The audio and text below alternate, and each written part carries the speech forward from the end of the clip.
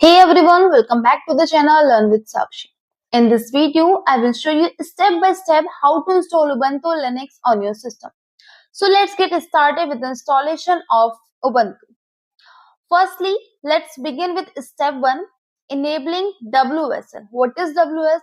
Windows System for Linux. First, press Windows plus X. This is the shortcut to open the terminal. You can open either the terminal admin or PowerShell admin. Now type this command WSL space hyphen hyphen install. This command does three things. It enables both WSL and the virtual machine platform. Secondly, it installs the latest WSL 2 kernel. And third, it automatically installs Ubuntu by default. As you can see, my installation is in progress. After installation will be completed. Now for step 3, after your computer restart, go to the start menu, open Ubuntu. Alternatively, you can also open it by typing command WSL in terminal.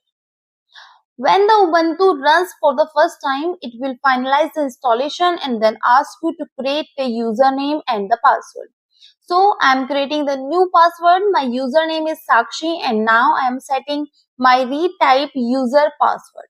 Now as you can see, my Ubuntu is ready to run the commands and this is the path and my username Sakshi is showing in the front and the path is showing in the last. Now for the step 4, that is access and verify Ubuntu in Windows Explorer. It means you can now access Ubuntu files directly from the Windows Explorer. So now opening the File Explorer and just open File Explorer and in the address bar type //wsl $//ubuntu. Now you can see my Ubuntu, all the folders are showing here. Here is my Ubuntu folder and this folder is in WSL folder. So now right click on the Ubuntu folder. You can pin to quick access. This is the shortcut for Ubuntu folder. You can run the commands and you can see the folders and the files here.